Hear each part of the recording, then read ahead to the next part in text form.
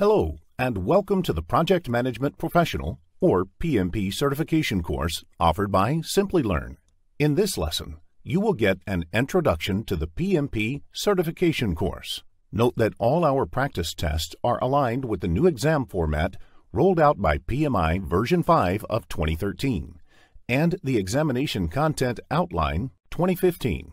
Project Management Institute, or PMI, is a not-for-profit organization that offers a certification program for project practitioners for all educational and skill levels. PMI is based in the USA and has local chapters across the globe. Therefore, if you are based in Singapore, you can look for a PMI chapter in Singapore. Such local chapters conduct regular knowledge sharing and networking sessions for people interested in project management. Project Management Professional, or PMP, on the other hand, is one of the certifications awarded by PMI. It is a credential industry recognized and demanded worldwide. For many of the project management jobs, it is a mandatory qualification. PMP is not restricted to a specific domain. A project manager working in any industry, be it manufacturing, retail, defense, or information technology, can write the PMP exam and, upon successful completion, can be a PMP certified professional. To sum up, PMI is an organization and PMP is a credential. PMI therefore writes and supervises the PMP examinations. If you need more information on PMI, you can visit their website, www.pmi.org.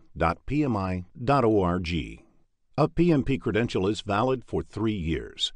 After the completion of this 3-year period, it can be renewed for another 3 years. PMI measures project management experience in the units of PDU. PDU means Professional Development Unit. You can acquire PDUs in many ways. For example, if you attend a project management class of 1 hour by an expert, it is considered equivalent to 1 PDU. If you write a white paper on the topic related to project management, it may be equivalent to 5 PDUs. PMI has detailed guidelines on what kind of project management activity amounts to how many PDUs. You can look for the CCR Handbook on the PMI website for more details. Over a 3-year period, one must have acquired 60 PDUs to be eligible to renew the PMP certification.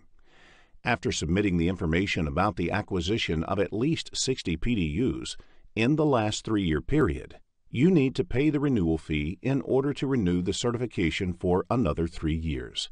This can be conveniently done online at www.pmi.org. PMI releases a guide every 4 years. It's called PMBOK Guide, that is, a guide to the project management body of knowledge.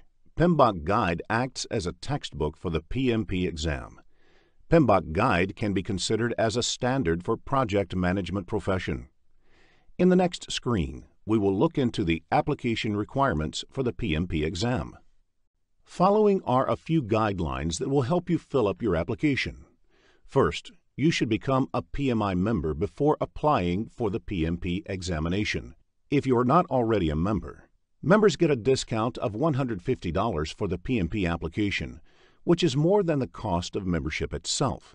This will help you save money in the first process itself. Becoming a member is a fairly straightforward process and can be completed online at www.pmi.org. Make sure you enter the contact details and name correctly. This is important for you not to miss any correspondence information. Also, ensure that the details on the certification are correct. You need to be careful while filling the Project Experience field in the Experience Verification form. Be brief in stating what you have done on the project. Focus on specifically the work that you have done. Contact all the primary contacts mentioned in your application prior to submitting it, for they should be prepared to support you in providing evidence about the experience, if required during the audit process. If you are not sure, ask an existing PMP professional to review before submitting. If your application is picked up for audit, follow the instructions given in the email. Gather the evidence and submit it for a smooth process. Now that you have a fair understanding on the filling process of PMP application, let us focus on PMP exam process in the next screen.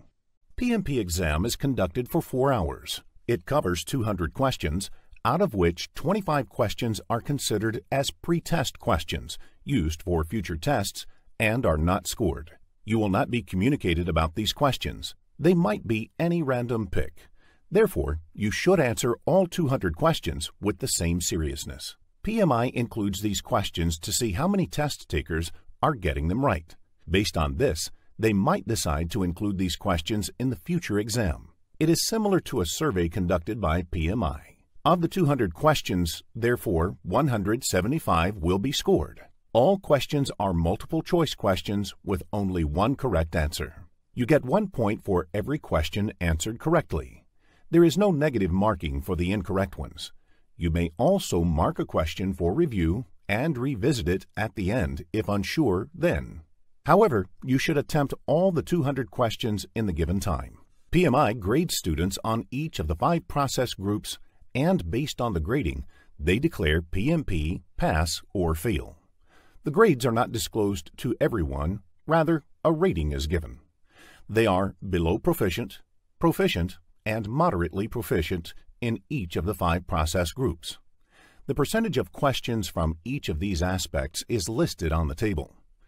The result, pass or fail, is determined by a combination of these grades. How many grades or number of points one has to score to pass the PMP exam is not made public by PMI. The questions in PMP exam are related to various aspects of project management. These aspects, which are known as project management process groups, are project initiating, planning, executing, monitoring and controlling, and closing.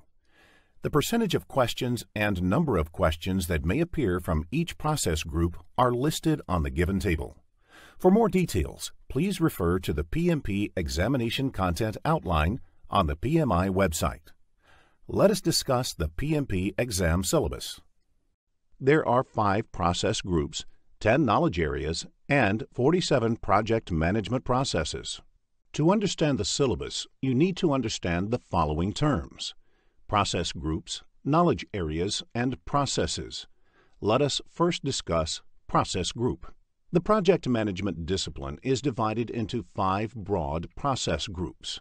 When a new project starts, it is first in the project initiation phase, moving to planning phase, then to execution, followed by monitoring and controlling, and finally, it is closed.